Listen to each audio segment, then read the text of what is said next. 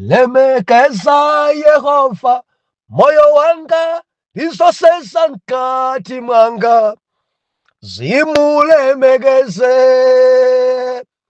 yamene yakululuka machimo wako nachilisanso matenda akonseo haliye mweyo haliye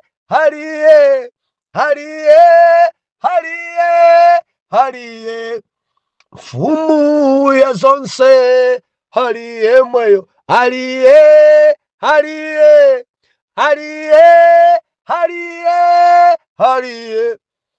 mfumu ya zonse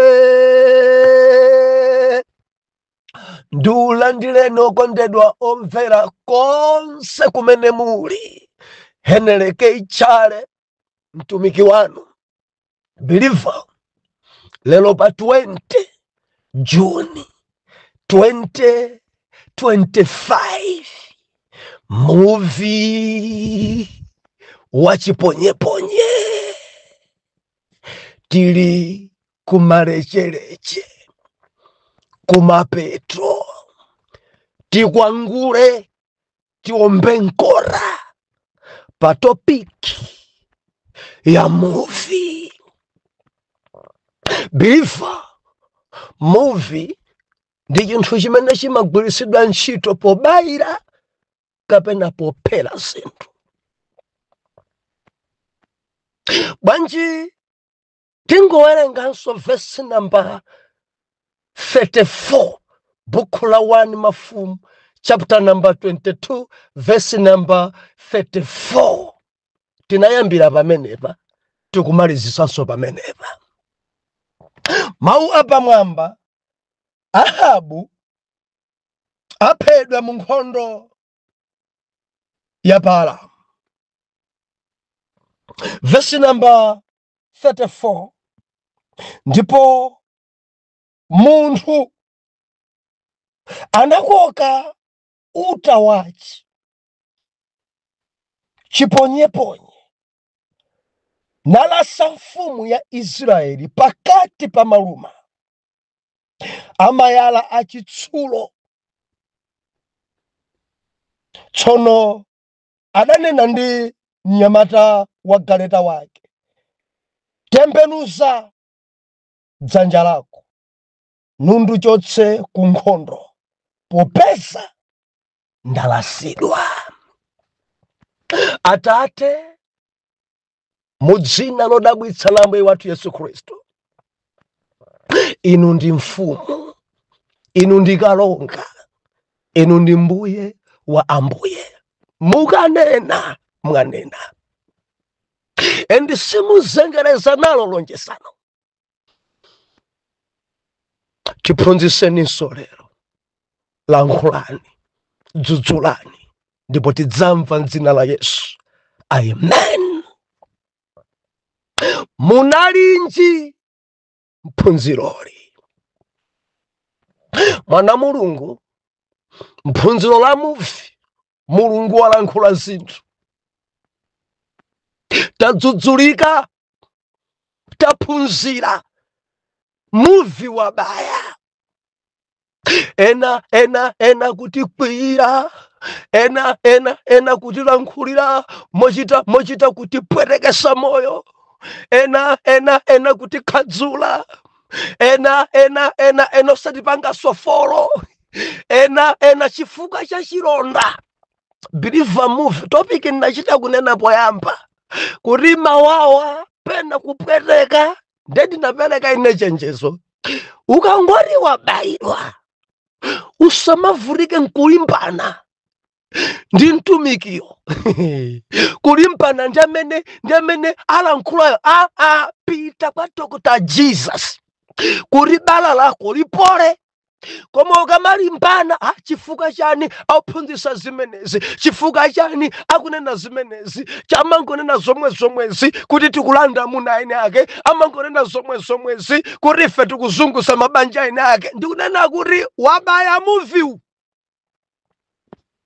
Believer, Mulungu atilankhula zambiri mu topic imene. tinayamba pa 16 December amene tinali limodzi. Panali pa 16 December tinawerenganso buku lomweli la 1 Mafumu chapter number 22 ndiye tinayamba nimurona kuti chovala cha mwini amene mukukumbukira. Endi kuchoka pa 16 December kudzafika lero pa June 20 pafupifupi miezi 7 kuthamangira miezi 7 tili pa topic imeneyi. Talimbikitsika, tadalitsika, taphunzira zochuluka mu topic. Siningathe kuzibwereza, ndifuna ndichite mopaza chichewa china mojowa kuti tidali ndizi mpakana maminitsi 7 akamatha. Tikhale titaonekirana mwapo apo mpakana kumalizisa. Mwana Mulungu mu topiki ya movie taonamo ife mmenemu kufunikira kwa mzimayi. Tina kamba pampiri kanisa banjas. Tinalimbikitsa kuti mabanja dzikhala dongosolo. Mudziwa mabanja ena anthu angorolana. Mabanja ena anthu angukumana makukamu. Etibanja kungukumana kunsika ndinu amunanga inunso ndinu akazanga tiyeni mpaka nankukabala. Dzopanda dongosolo.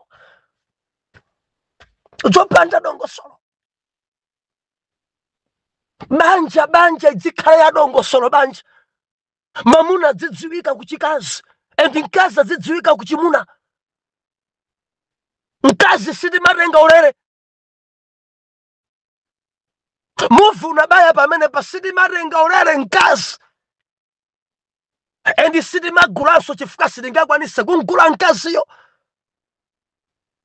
Mwana Mulungu liloseka.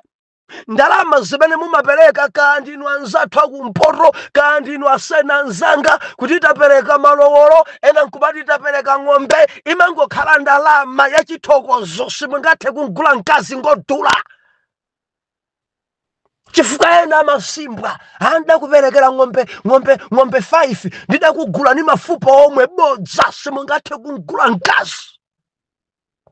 Ndizikomo kani ng'ombe 10 ndizikomo kandi ng'ombe kani ndalama mudapereka 500,000 kandi milioni kamudapereka sugar according ndi mwambo umene mumapanga kuntundu kwanu ndi just zikomo makolo mudandisamalira nkazi uyu.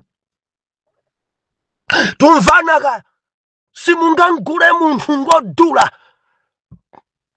Zaka zambuyozo ena zigawenga zimakhalira pa msewu anthu ndikumagulula mano ndilibe nazo mboni kama akagulisa kuti koma zinatchuka mabizinesi ya ziwalo anthu kukhalira zimayi ndikumadula mabere koma kagulisa ziwalo. Biliva kamundivaka dzino lokha bere lokha ni matiriyoni. Nde ungana kuti ndangula udampasa makolo ake 100,000 ndidakugula ni mafupa omwe ndidakugula palibe amene angathe kugula nkazi palibe. Nkazi ngodula. Ino amene mwangotolana, ino amene mwangokumana mbasi, ino amene mwangokumana kunja dzopanda badongosolo pomwepo ndinu amunanga mwamba kale kunthonthonana ena mimba mwapasana ena ana alimbwe dzopanda dongosolo pamaso pa Yehova mvigololo. Muvi wachiponyepo-nyuma wao wadzimapweteka pano ena mbakale sukumva kupweteka tati tikuomba nko tati kukwangula amene banja lako sunachita dongosolo pita ukachita dongosolo.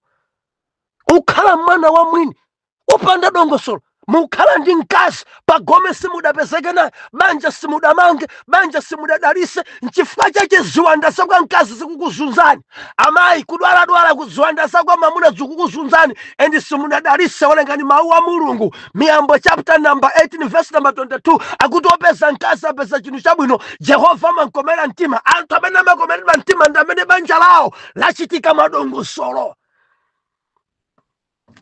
Mudziwika Zimabanja zina zochita kulanda. Malanda mamuna wamwini. Ena mabankazi wamwini satawisa.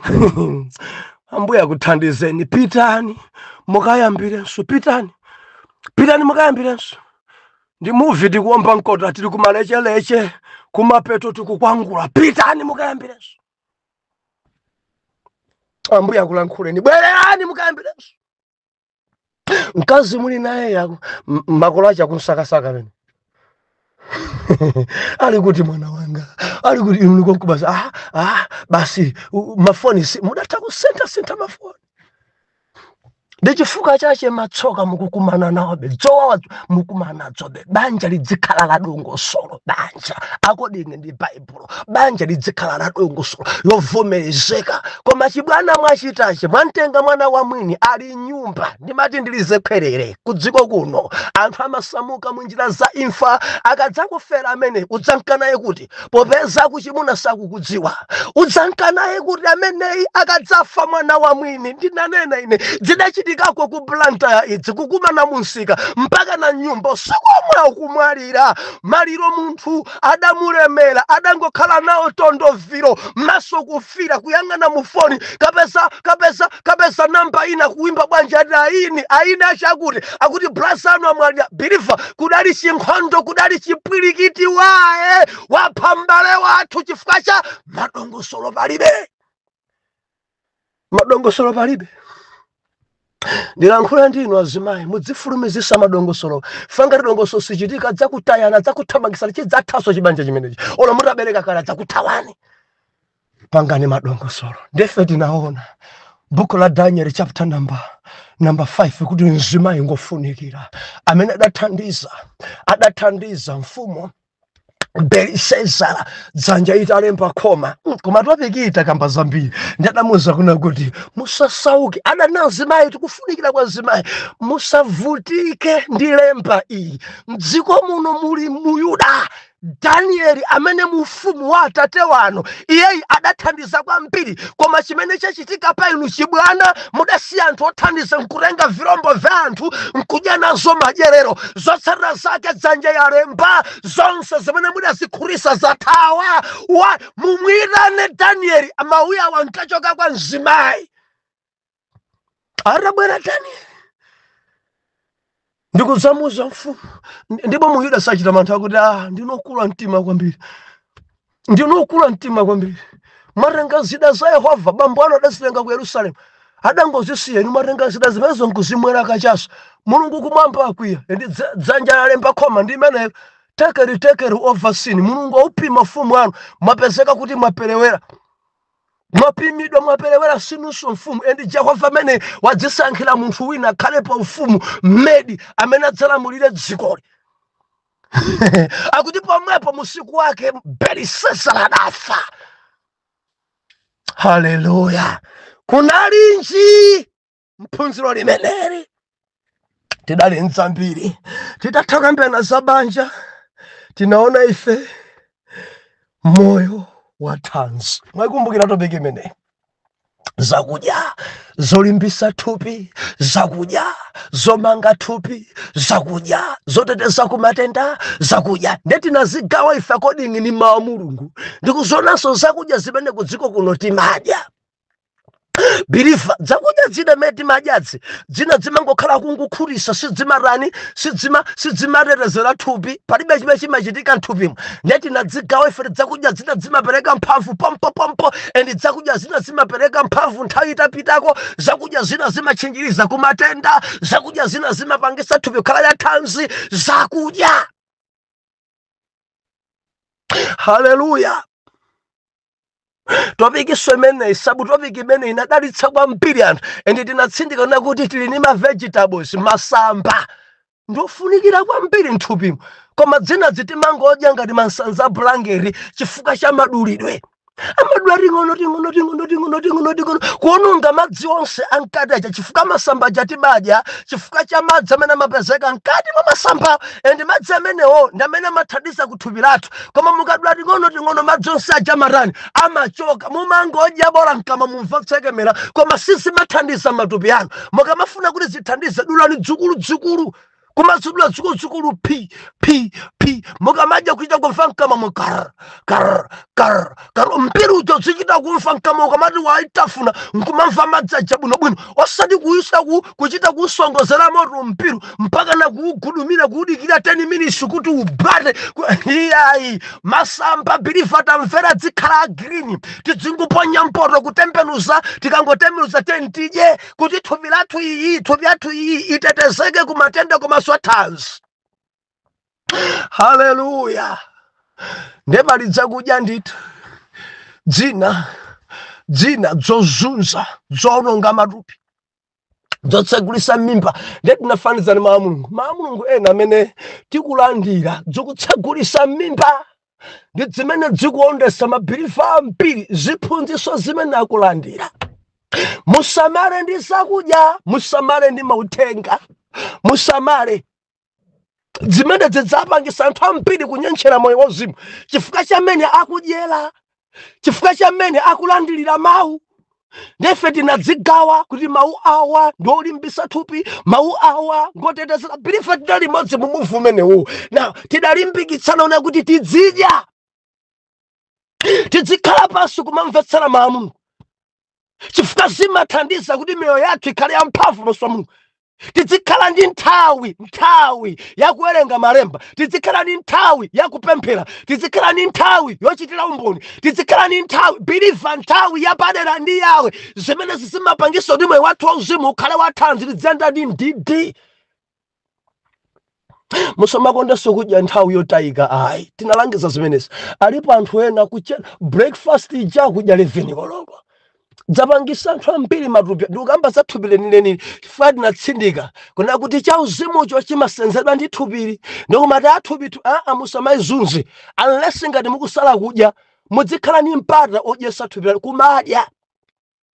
Nthawi ya breakfast idyani isachite kudusa 9 koloko mpezeka mutadya breakfast. Nthawi ya lunch idyani isapambane 2 koloko mpezeka lunch jamarani mwadya.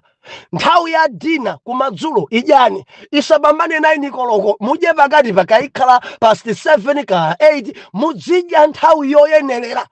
Ena chakudya cha usiku cha madzulo akumadya to 12. Thupi khala bwanji bwino chakudya chimene chichigayika bwanji mumpita kagona. Ambiri maononga matupi anu madyedwe osokonekera. Ambuye akuthandizeni mudzidya zinthu zimene zidzithandiza thupi lanu. Usakati nthawi zonse kamba eti mwana unko kusukulu kuntumizira kamba mukamuyikira mwana ta basi ndi lunch box kamba akadye mwana kusukulu kamba ujanga khurisa. Tamuyikirani mwana dzakudya dzabwino kuti kusukulu kujaka takudya dzilowaso nkalasi mutu mwache muzikhala benzeru asamagona zikhala mwana wamphamvu kusukulu zakudya. Haleluya. Tidzitafunanso fuka ena umangoponya kumeza zimakupwerekani matupi mudzikhani mpato otafuna. Tinakambe na zimenezi tikamalandira mawu a Mulungu mpata olingalira kutafunira fuka chitawerenga Salimu kuti Jehova ndiye busa langa anditsogolera ku busa la usiku. Nthawi yotafunira, nthawi yolingalira mawu. Amati banja busapa nkumawerenga wekhanso titatha kulalikira nkhani yomwe ukhoza kukhala mpaka na wiki yathu abusa manena izi ndiye kutafunirako. Endi ukamakhala choncho sumachola waya umakhala nkhoso imene wadya bwino kwambiri.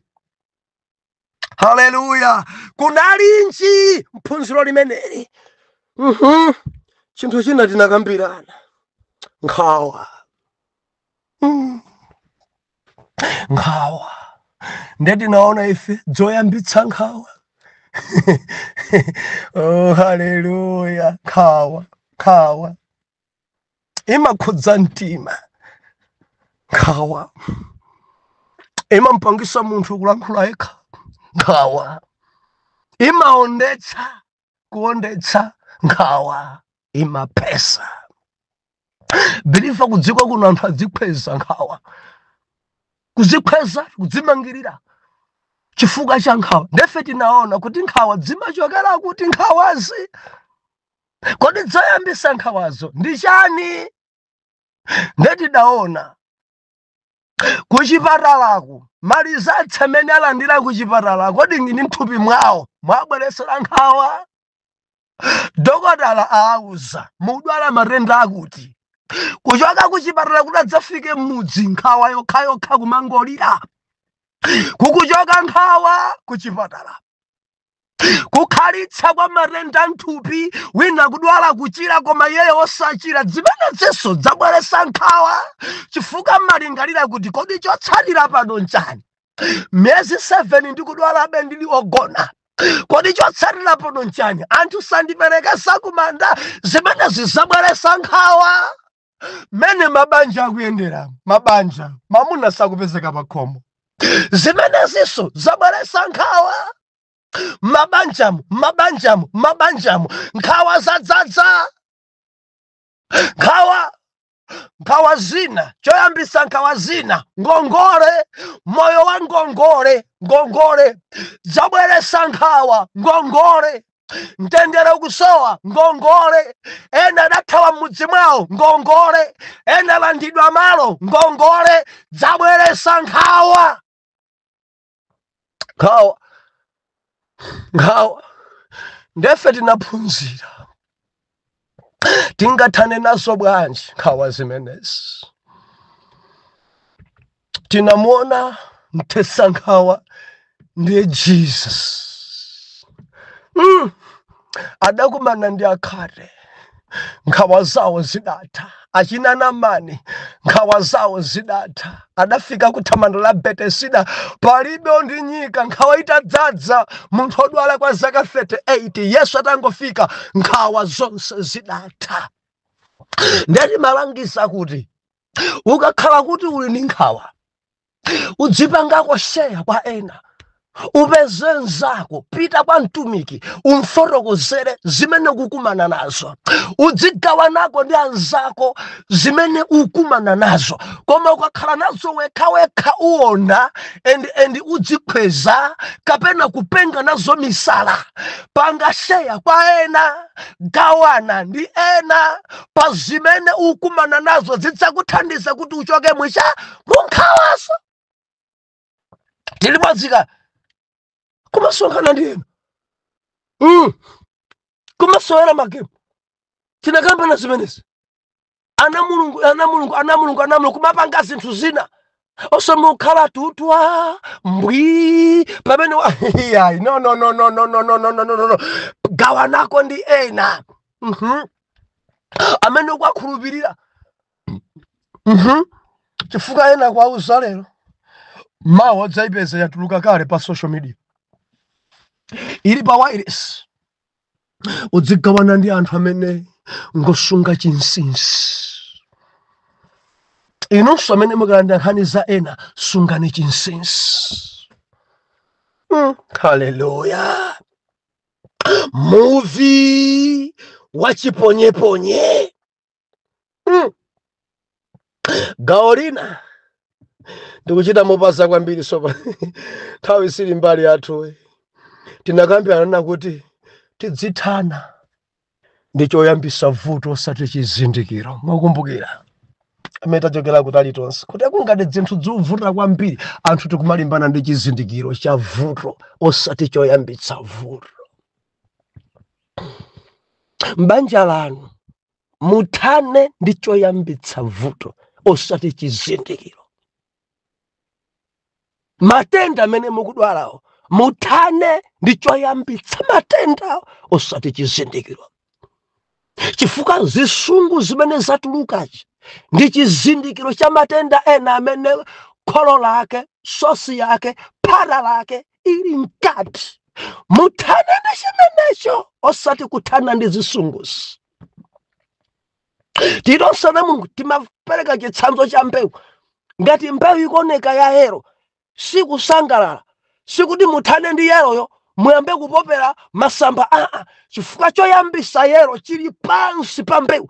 pali kambozi kena kamene kakuja pansi endi muthane ndi kambozi kameneko mudzabwera green munda mwanu. Now pali mayelo ambiri ndi ukambadza moyo no anthu akumana nazo, pali mavuto ochuluka ndiye pali zizindikiro zambiri zimene zaonetsera kuti ichi nchizindikiro chakuti muthane chimenecho.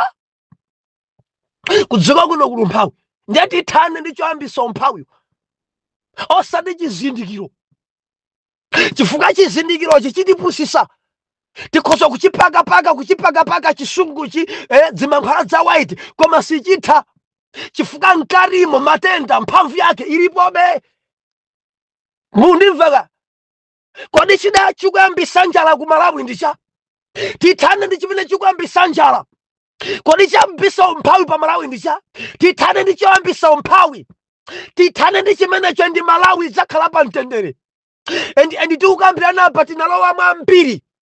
Dziko langa kumalimbana kwambiri ndi zizindikiro, Malawi idzakhalabe yochakachika ngati tikhalabe pamenepa. Malingaliro athu ngati sasintha olimbana ndi zizindikiro osati choyambitsa zimene zimangisa Malawi kukhalabe yosauka. Mkarimu tinaona umboni nthawi yatha. Oh, hallelujah. I believe umboni wanga ujona kulimbikitsani kwambiri.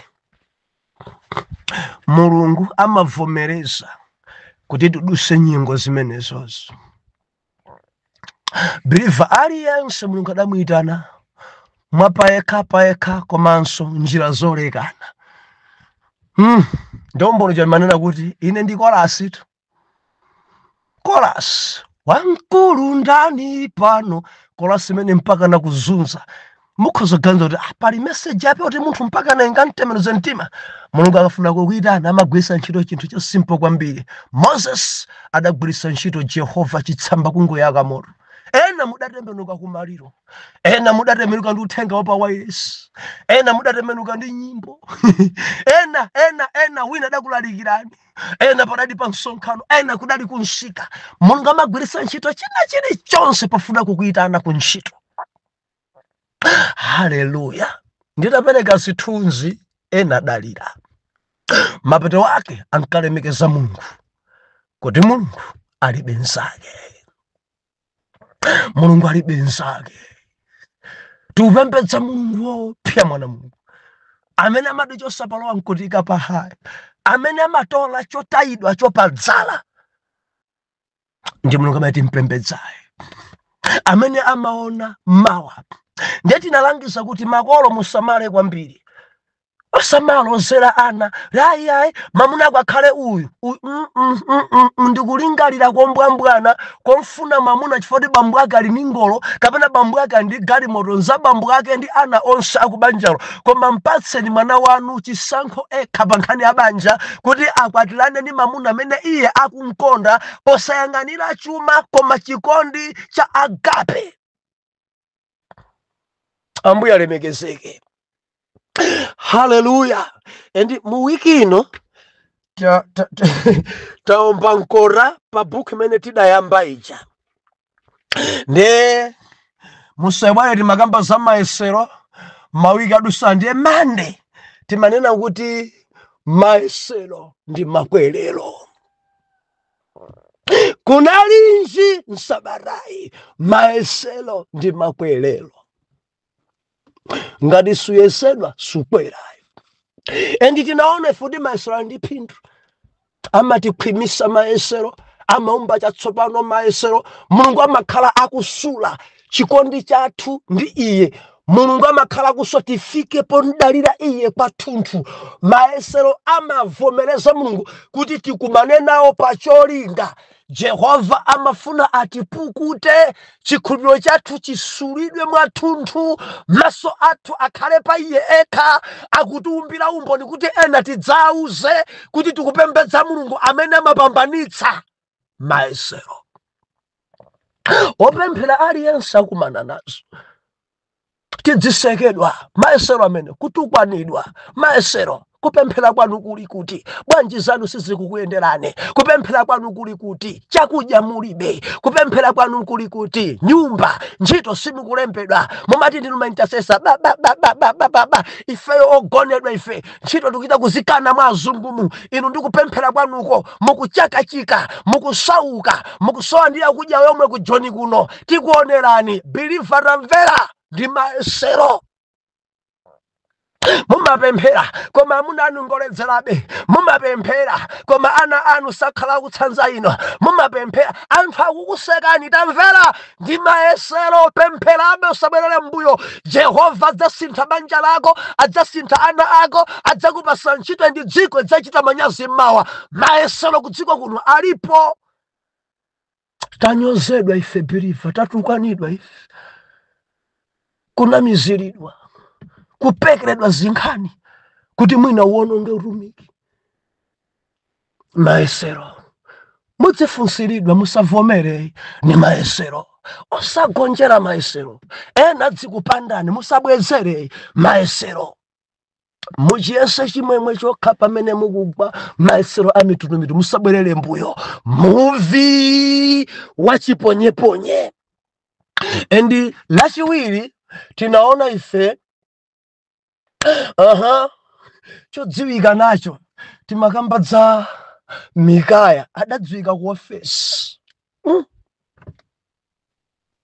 Akufunsa Yehosafati palibe neneli wina ya alipo Mikaya mwana wa Imula. Ndeti manena kuti aliyense ngodziwika, aliyense ngotchuka. Koma mumadziwika ndi chani? Ena ngodziwika ndithu kuleka akazi. Ena ngodziwika ndithu kumangotenga mimba ndi amuna aeni. Ena ngodziwika ndithu mwano pakamwa. Ena ngodziwika ndithu kuyenda maliseche. Ena ngodziwika ndithu pakusunga chiyero. Ena ngodziwika ndithu pakuvala modzilemekeza. Ena ngodziwika pa ntchito zabwino, pamene ena ngodziwika pa ntchito zoyipa. Ndinu odziwika. Koma Mikaya anadziwika monga mneneri woona osunga chiyero. Ndela chitatu tinaona ife chonadi. Osaitsanza dziko adzipanga zawo koma tisamaitsanze dziko nena chonadi. Mikaya adati zimene Jehova dzanene zomwezo ndidzanena. Adanena chonadi. Adalankhula chonadi. Ende adakana. Adayikidwa mawu adati no ndinena chimene Mulungu andipasa. Ndeti malankhula ku dziko kuno anthu asinthidwa message ayikidwa mawu mkamwa. Chimene adafuna kuphunzitsa adauzophunzitsa ichi chimabalalisa. Ende umaphunzitsa weke fa mzibwera amakuchokera. Angati amene mwayikidwa mawu mkamwa. Ndi achina Zedekiya. Mwayikidwa mawu mkamwa ndane ni 400 zakugwa za Ahabu. Mwayikidwa mawu mkamwa.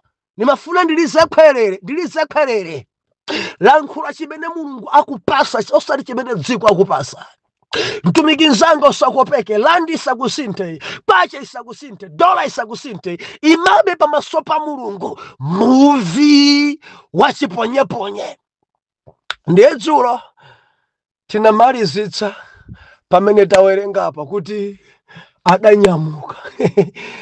Halefa Mikaya atanena chonadicho adammanga, adammenya, ndikumpasa chakudya cha nsautso. Ndikulankhula kuti musantuluse mpaka nanditabwera. Ndamika mbuye. Mikaya anati ojambule, ozumule amfumu Ahabu, mukabwera ndi moyo Mulungu sadalankhule nane, anthu nonse tamvetserani. Adakafako. Ndeti maona ife dzulo mudzisamala ndi zovala za ufumu.